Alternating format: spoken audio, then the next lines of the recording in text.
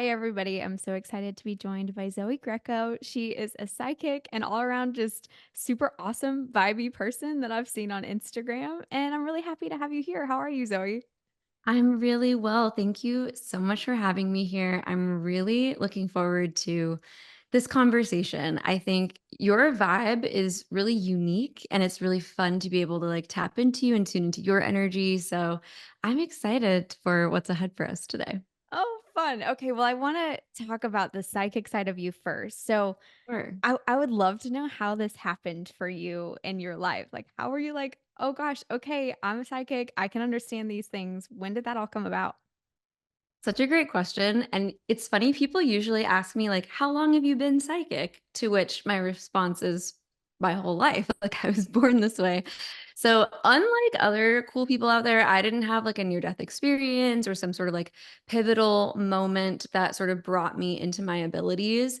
I just happened to be lucky enough to have parents who kind of noticed that I was maybe a little different and decided not to try and get in the way, but to rather try and support me as my authentic self and make some room for me to just sort of blossom into whatever was already happening.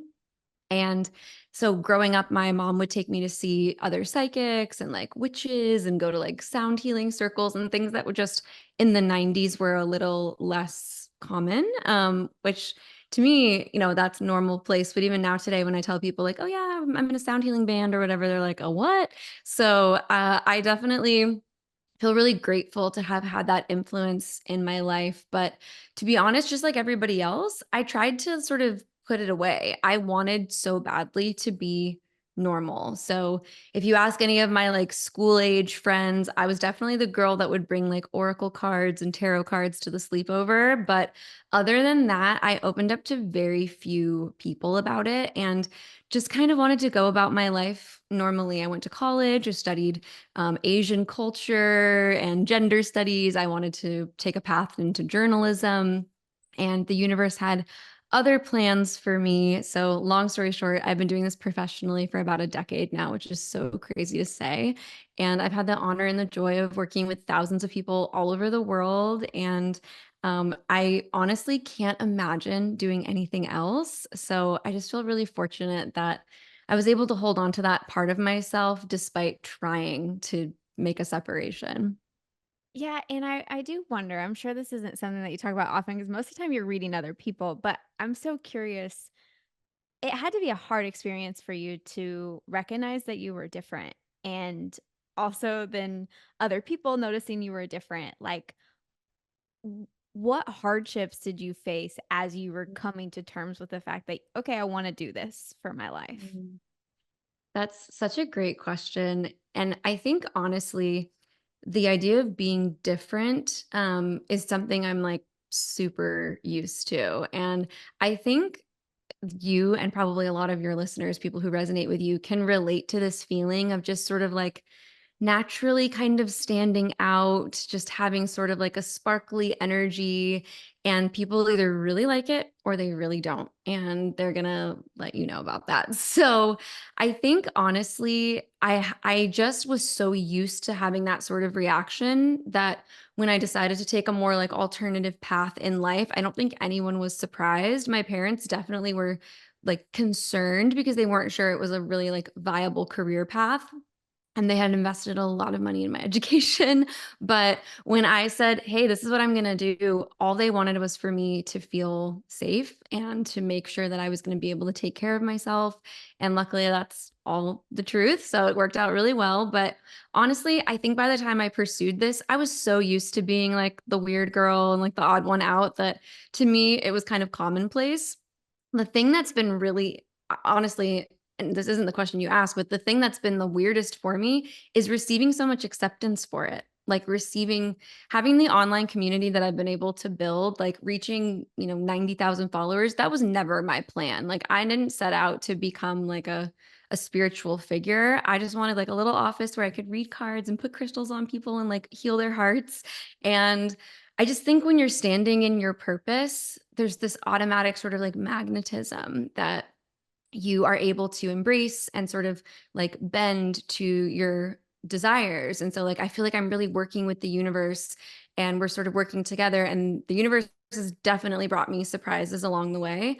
So honestly, receiving like positive attention and not being, seen as like the weird girl, that was actually the hardest thing to get used to. So a little bit of Oh. like a reverse of what you had asked. Yeah, well, acceptance is hard when you're expecting the other, I'm sure. Sure. Okay, so I also know that you do talk a lot about uh empathy and empaths, and I am a empath myself, and I'd really just love to talk about that because I have a lot of people I know that listen who are deep feelers and very empathetic people. And I also know, being one myself, it can be very special and it can also be very challenging. Yeah. So kind of tell me your work with empaths and then we'll dive into it a little bit. Sure. I think being an empath myself, gives me a lot of empathy, but also like compassion for that experience. And so it's kind of like when you speak the same language as someone, you just know how to approach them lovingly. And I think the highest compliment I ever get paid from clients is when they say, I feel so seen. Like I feel Mm. so recognized. No one's ever understood me so deeply. And that's the feeling I want them to feel. But being an empath is what enables me to do that. And I think we see empathy or like being an empath or a highly sensitive person in HSP. We often see that as a detriment because, we're called crybabies or we're too sensitive. In fact, my license plate is crybaby and I wear it like a badge of courage. Oh, I don't like that. But I feel so honored to be able to enter into people's like spiritual spaces and emotional spaces, and I find that as an intuitive, my particular gift is being able to feel other people's emotions. And I'm only able to do that through my empathetic abilities. But what I do is I use that to kind of build this internal reference inside of me where I feel the vibration of an emotion and I go, oh, I know this one, it's shame. And that way I'm able to kind of help like point people in the direction of what they're feeling, like, oh, this is shame. Oh, this is joy. Like, oh, and really helping people recognize how to like turn themselves toward the things that feel good and how to help them create space from the things that are not in alignment with their authenticity. So one of the things that I definitely support people in is how to take care of yourself as an empath because it's Oh, that's hard tough. out here on these streets for these sensitive souls. Oh, And yeah. I think, the world doesn't make it easy for empaths to take care of themselves. So, one of the first things I always tell people is that you have to be really selective about what you're consuming. So, just like you would take care of your body and make sure that, like, if your body was sensitive to something, that you wouldn't overly consume that or that you would be like cautious about how you consume that. The same is true for what you consume, like mentally and emotionally. So, media that might be like overly graphic or upsetting. And it doesn't mean that you turn away from things that are hard. In fact, empaths are needed in spaces where there is, dissent or difficulty or separation or disparity. Empaths are needed there, but it's about creating a positive relationship with those things that can be triggering to know that you can be of service, but you also don't have to be. You can just be present. You can be supportive and learning sort of like when to step into those things when it's necessary and when to take space from those things for your own internal needs. So just making sure that you're not overly exposing yourself to things that are damaging or triggering, even when it means you have to make tough decisions, even when it means you might need to create space from certain people or that you might need to reevaluate certain relationships, or even if that's your relationship to your job, your work environment, your living situation, the people closest to you. So, being an empath is no joke because you sometimes have to do really hard things.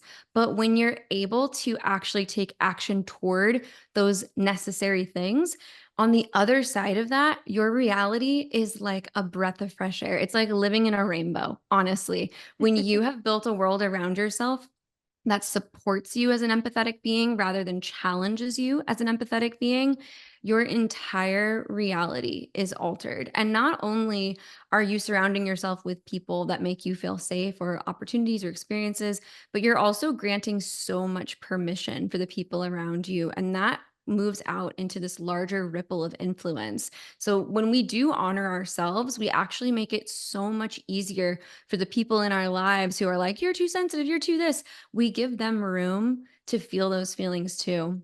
And I think something that's not really talked about that's really important to remember is that people who come down on you in sort of like negation of your emotional experiences or like your energy or who you are, very often those people probably have more in common with you than you realize. And somebody once told them, stop crying. It's not good. You need to stop doing this.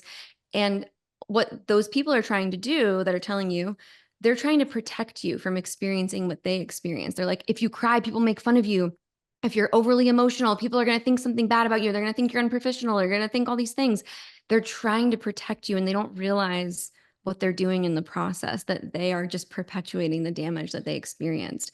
So I really try to like turn my gaze on people who do have maybe like a negative opinion about my emotionality.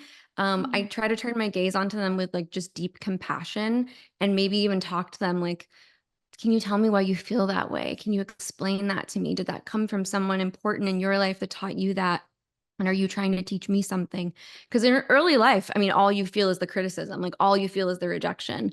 But when you take the time to ask questions or consider the source or consider approaching it with compassion, being an empath actually becomes a gift. And you're not only supporting yourself, but you're changing the experience of the people around you. And it's actually so beautiful when you make space for that to happen. And it's also really hard, I feel like, as an empath, you talk about so many of the benefits of it.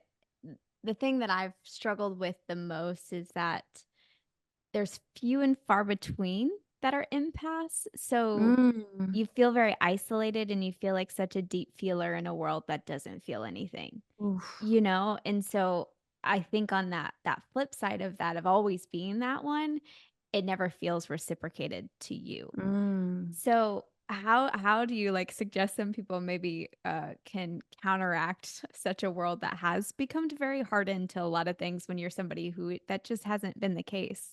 Mm. You know, I I hate to disagree with you because I think I you're love it. pretty amazing. No, I love agreeing, but what I will say is that what I've learned from working with thousands of people, whether it's, billionaire clients or like single moms who can also be billionaires, by the way, I've learned that everybody is soft. Everyone is soft and everyone is seeking space to be soft, but they just really need permission.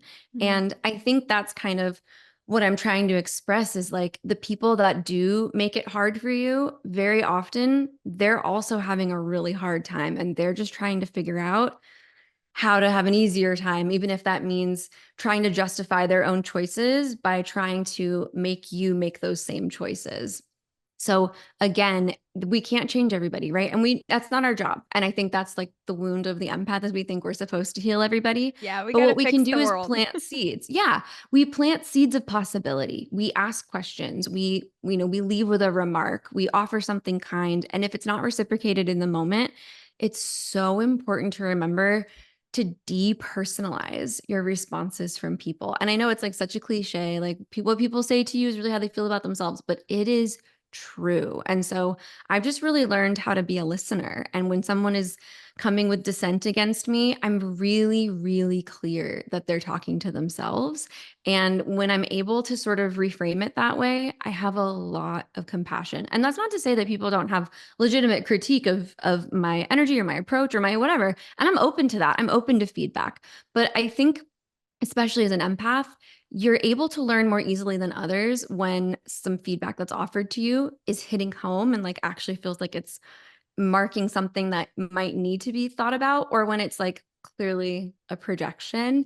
And I think it's really important to like take the time, take the moment to listen and remind yourself this person is saying this to me not because of me, but because of them. And so what I'm really hearing is how they feel about themselves. And when you're able to approach it from that place, A, you're not feeling the sting yourself. And B, you're able to just maybe like relieve yourself from that situation or like remove yourself from that situation with just a lot of compassion and inner comfort rather than leaving with like the shame or guilt of like, oh yeah, I'm wrong, I'm wrong. Because I think when you really think about it, and you take a moment and you ask yourself like, is it so bad to know and feel what other people feel? Is it so bad to be able to connect with others on that deeper level? And the answer is no. And that's the thing I really want empaths to understand is like, you are able, I don't want to say to use empathy, but you're able to navigate empathy in a way that actually supports you in your experience. So I always tell like my CEO clients or like, my business clients, your empathy is a gift because when you walk into a room, you already know exactly what's going on in everybody's energy. And even though that can feel overwhelming, it doesn't have to. And you're able to use that to build deeper rapport, deeper connections, to really ingratiate yourself to people and to create genuine forms of connection that serve both people on both sides. It's not necessarily about like, how can I use this to my advantage to manipulate people, but like, how can I soften the energy of this experience for everybody? And when you do, you end up being the most liked person in the room.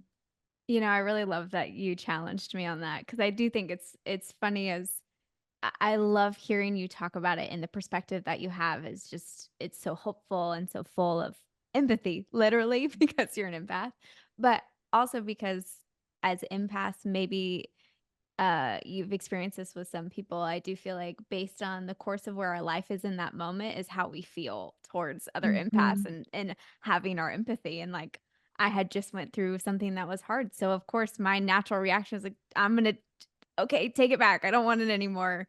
And Yes. the life correlation to having being an empath is really difficult. So you just reminded me of who I am, and I just needed to take a step back in a second and be like, "Okay, no, it's all right." Mhm. So I appreciate that you challenged me in that, and I love what you said. Well, I also want to just take a moment to validate you because it is part of the process. And I think I just want to be a voice of encouragement because the entire world is already really anti empath. Like, and we obviously don't need more of that. We need more of because for instance, like, so I teach intuitive development. I help people develop their intuitive abilities. And one of the first things that people always sort of bring forward as like a contestant of like becoming more intuitive, they're always so afraid of seeing something that they don't want to see or like calling upon an energy that like they've been taught is dangerous or scary. And I've been psychic my whole life and I ain't never run into a demon. Let me tell you that right now. Like I've never had a negative experience. I've been in like haunted spaces or haunted houses or like spaces where there's a collection of energy that's trying to, that's stuck or confined. But I'm never afraid because it's just energy. It's like literally invisible. It can't do anything to me. But also, like, I have empathy for that energy that's stuck there, that doesn't want to be stuck there. And when you approach anything with love, you can only be met with love. Even if it's at first like pain or like there's layers in front of it, there's still love underneath that because that's all people are inherently good. And maybe I'm a pie in the sky girly, but I've been doing this for a while and I've been connecting with people. And what I have found is that even under what seems like dark, there's just somebody wanting to be loved and someone looking for love and someone looking for connection in all the wrong places. So I want to validate for you that, like, yeah, when you get hurt, you want to just curl up and hide away. And trust me, that is one of my, like, it's one of my tried and true go tos. Like, I put myself in a tiny little shell. But what I really learned, and I had to learn it the hard way, which is why I want to teach it to people so they don't have to do it the hard I way. love it. Yes. I learned that like when you open your heart up, when you want to close it off is the time you need to open it up the most, is the time you need to reach out to your friends. And you may find like it happened to me. I had to open up about something really difficult that I was going through. And I opened up to three friends, and two of them were like, "Ooh, that's kind of a lot." And the other one was like, "Thank you so much for telling me that. Thank you so much for opening my eyes to what you're going through so I can be a better friend to you." And did it hurt when those two people responded harshly? Damn right. Absolutely. But what I discovered was, okay, I'm in a certain space in my life in this moment where those particular people aren't safe spaces for me, but I'm so clear about the person who is. And now I know where my emotions are welcome and where my energy is welcome and where my needs are welcome. And that person also knows that they have that same experience with me. And that built a deeper rapport and a deeper connection. And guess what? I'm still friends with the other two people as well. We just had the opportunity to explore maybe why they reacted that way when I opened up because they struggle with vulnerability. But just because someone can't receive your vulnerability doesn't mean that it's not worth sharing. It falls on the right ears and it falls on the wrong ears. And that acts as a filter. And that's how you know where your energy needs to be moved toward and where it needs to take space. So, yeah, like it's a little bit of a dirty work kind of process. But when you do it, it's so rewarding and it's so good. And so I'm happy that we saw that differently. And I also just want to say, like, I have so much empathy for you because, like, I can feel it. I feel your heart, like, I feel what you're moving through. And I can, like, almost feel the tears in my eyes. And, like, your feelings are valid. And it's okay to want to hide away. It's just not okay to actually act on it? Yeah, you just made me cry because you're like, I felt it and I was like, oh gosh, it's coming. It's happening. Okay. Yeah. And that's okay. I mean, this is your show. Maybe you don't want to cry on your show, but, No, but I'm very open. Everybody's seen everything. I totally Um, get it. you did also mention in that talking about intuition. And I think that's another thing that some people can really struggle with as you move through life. Because our intuition is meant to be our guide. It's supposed to help us through and understanding people and how we should move through situations. But like once your intuition gets a little like hit, cracked, and pushed against, you start to not trust it. So, Mm. how can you move through like constant trusting of like, no, my intuition knows what it's doing. I just have to allow it to keep going. Like, how do we do that? Such a great question. I like to call our intuition the voice of our authentic self. And our authentic self is not just who we are in this lifetime, but it's who we've always been, who we'll always be. And there's also like sparks of the greater collective loving energy within that authentic self. And so your intuition is the voice of your authentic self, it's the voice of spirit, and where those two things come to meet as your roadmap, your guide. And I always tell people the needle on the compass of intuition is joy. And I know it's like quite cliche, like follow your bliss, but honestly, that is the key. And I think the thing that I've really learned over my lifetime of following my intuition is that the results are not always immediate. And like that's the thing that we want that we look for. We're like, if it's what I'm supposed to do, then it's gonna feel good right away. Wrong. No, that's not correct. It's Oh, not yeah. gonna Well, feel also because great. patience is so hard. Totally, Yeah. totally. But we always see like any sort of like resistance as a no. And that's not necessarily the case. Sometimes energy has to push against us because we're raring and ready to go, but divine timing has not caught up to our ambition or our vision or our energy.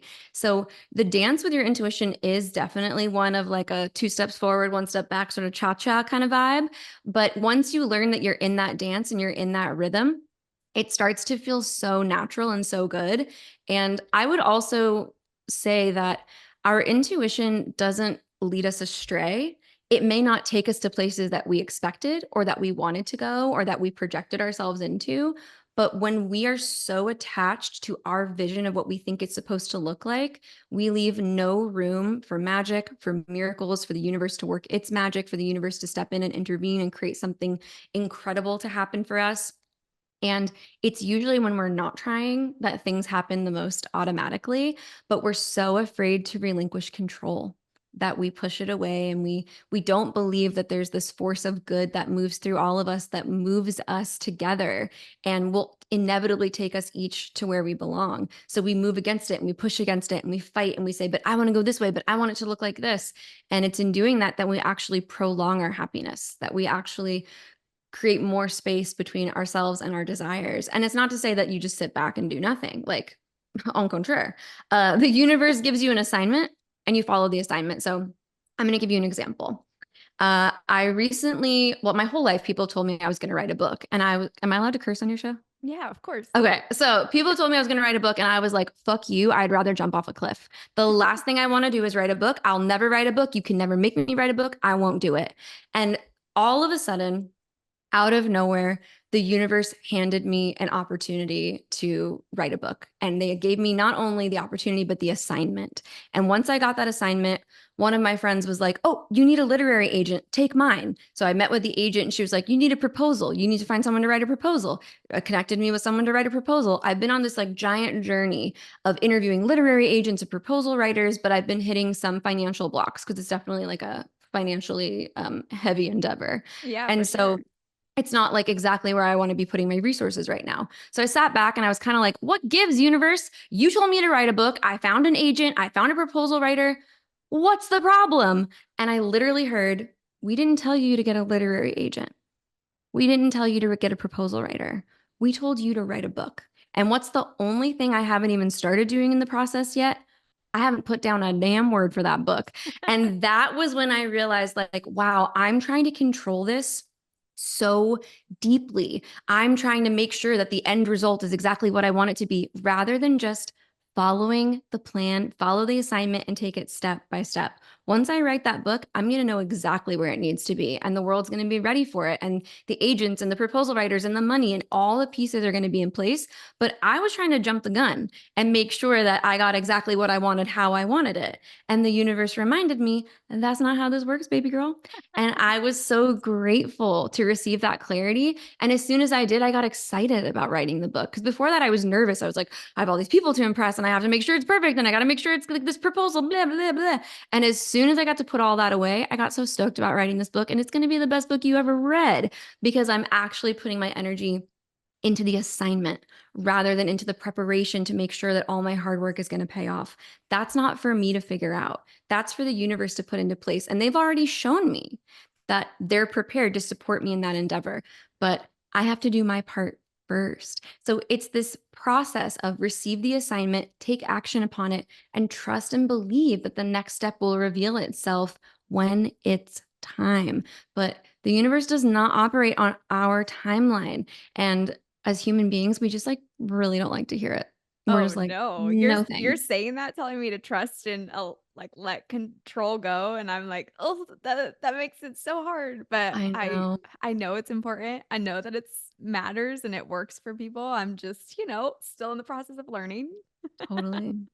Okay, well, speaking of how you came to this, I'd love to do, like, a little intuitive reading here, if you're cool with it. Absolutely. Are you cool with it? I'm I about to mean, reveal your energies to everyone listening. yeah, Luckily, they love you, so I'm not worried about it. yeah, I'm pretty open, so they've seen and been through all of it with me, so nothing is new at this point. Well, when I read energy, I love to take a look at people's auras, and usually the color in their aura will reveal something to me about their energy, either on one of two levels, on a more circumstantial level about like what's happening in their world currently, or more of an authentic level about like what's happening energetically for them, like who they're here to be, who they arrived as, and those qualities within them that are sort of innate and unshakable. So you're going to get a little bit of a mix of like who you are and also like what who you are is going through. Okay, So yeah, just taking they're a little just a different right moment. now. Yes, yes. Just taking a moment to center for a second. Oh, okay. So I love your energy. I've been so excited about this interview because I've actually really been wanting an opportunity to do this with you. And I know we talked about it prior to recording. You were like, do we think we're going to have time and can we do it? And I already knew you were going to ask me that because I wanted to do it for you anyway. So, one of the things that I think is really cool about your energy innately is that you have a lot of yellow and a lot of purple. And when we see yellow in someone's field, it's exactly what you might expect. It's like the sunny, warm, optimistic, inviting, like you are everyone's friend and you want to use the confidence that you have to instill confidence in others. Like any good that you receive, you're so eager to give that to other people. And I just want you to know I love that about you. But Thank the you. yellow is also a very intellectual number, I mean, a very intellectual color. Like it is not something to be um underestimated, but it often is because you present with such like warmth and inviting energy that they sometimes wonder if there's any substance behind it. And very often when we see like CEOs or we see like highly technical people like doctors or engineers or data analysts, they have a lot of yellow in their field because it's the color of intellect and intelligence. Whereas the purple is the color of intuition. That's the part of you that's the empath. She's like the soft, sensitive indigo girly. Like she's just here to be everyone's friend. Like you're kind of a Care Bear, like in the best way possible. And Nobody's ever compared me to a Care Bear, and I love it. but that combination is just so beautiful because you have this gorgeous balance of intellect, confidence, and intuition. And that's who you're here to be. You're here to be like a shining light that allows others to begin to experience themselves that way too. Like if she can do it, I can do it. And that's like that authentic energy in you that just wants to be seen for who you are. But that empath in you is like, oh, when I show myself to people, it's not always received the nicest. And sometimes people have things to say and it's painful. So it feels like there's kind of a little bit of a dichotomy going on for you where there's a lot of blue in your field circumstantially, which tells me that like you're on a path to even bigger forms of like facilitation, leadership, like teaching, guiding, speaking, like podcasting, like all of this is very much like your voice is meant to be heard. You're here as a channel, you're here as a messenger. And it's not necessarily that you have to like channel from the ether, but like you might just not know that you are. But everything that you share, all the wisdom that you have, and the way that you deliver it with like a voice of authenticity and truth, that's just growing for you. And there's a part of you that already knows that. There's a part of you that knows that you're on to like big shit. And so there's this other part of you that's like, no, remember, like when people see us, they say mean things and they do mean things and it's so scary. And there's kind of this like mixing of voices. Now, we also are seeing a lot of green in your field energetically, and that's showing up circumstantially as well. So, matters of the heart are very much like at the center and the forefront right now. And I can feel that in you. Like, you have probably one of the biggest hearts of anybody will ever meet. And right now, like, you're building all these walls around it. You're like, I'm afraid. Like, you like, there has been some pain. And I know you've shared that with your audience. So obviously there's been some pain showing up for you. And right now, and I would love to like check in with you in 6 months because I have a feeling you're going to feel real different. But at the moment, you're like, I'm not letting anyone, I'm locking all these doors, like stay out. Like there's a lot of walls being built. And I just want to say, I don't think that's a bad thing. And I know that you might be like, what? It's not a bad thing because right now you need yourself. Like you need space to tune back into your truth. And also there's a lot of like inner questioning, like, how could I have not seen this? Or like there's a lot of like shame and like story towards yourself, which I just want to say, like, please stop doing that because you don't deserve to feel that way about yourself. And if anything, what you are able to do is see the potential in people. You're able to see their truth before they're able to see it. Just because they can't act on it, just because they might not be able to stand in it and like be in their truth doesn't mean that you were wrong. It just means that you believed in that person more than they believed in themselves. And they couldn't be around someone who loved them so much and had so much faith and belief in them that because it caused them dissonance. There's a cognitive dissonance that was happening for them. Like, I feel this way about myself, but you feel this way about me, and I don't like it. And I don't want to be around that. And it doesn't mean that you were wrong. And I really need you to walk away from this experience knowing that there's nothing wrong with you. Like, your ticker's working great, your brain is working great, your radar's working great. Like, you are a very clear person. You live through truth, you live through authenticity, you are who you say you are and you stand in that, you walk your talk. Oh And my god, people I who don't needed know how that. to do that, they're not going to be able to stand next to you. Like people who can't walk their talk can't stand next to you. And you might not know because they might be trying, they might really be trying to keep up, but eventually they might have a hard time. So I just want to say, like, if you feel like you need to shut your heart off a little bit and like get back into yourself and reacquaint yourself with your own vibration and your vibration of independence and like clarity in who you are, that's fine. Like take that time because I can tell, I know you're going to open your heart back up before you know it. Like this isn't permanent. This is just a moment and you're allowed to have a moment. You're allowed to not be on all the time. You're allowed to need yourself and you have permission to like take some space and tend to yourself right now. The last thing I'll say is that I also do see quite a lot of like orangey red showing up in your field somewhere between the circumstantial and the authentic. So people better watch out because you have big ideas. There's a lot of like creative endeavors and like places that you want to take your creative energy, and people need to be listening because your ideas are good. And whether people listen to them or not, you're still going to make them happen somehow, some way. And that red is letting us know like your financial needs are always going to be met, like your creativity is on fire. When you stand in your truth, the way you want to do things and the way that you want to deliver your messages and the creative pursuits that you want to pursue in order to like bring that megaphone up to your voice, always know that like you know what's best. And if someone doesn't agree or someone's not ready to like invest in it or take the steps with you, find somebody who is. Like you don't need that person because your idea is exactly what it needs to be. Like you're moving in the right direction. So I Oh know my that's a goodness. lot, and you can cut out any part of it that you don't love, but I No, would it's love to check in with wow. you and ask how that resonated as you received it and any part of it that didn't resonate. No, honestly, like you hit the nail on the head so many times. I was just sitting here like kind of grasping for air because I'm like, how is somebody seeing me so clearly right now? And like it, it's emotional in a great way and in a holy crap way. Like Yeah. just I should have what is warned happening? you. No, it's okay. Like it's just crazy how life always brings you the things that you need when you need them. And I needed that in that Mm, time and moment. So thank you so much for of doing it. I'm like, course. okay, now I can like take a deep breath. And you know what? I am gonna walk away and I'm gonna stop questioning myself because I needed to hear that from somebody.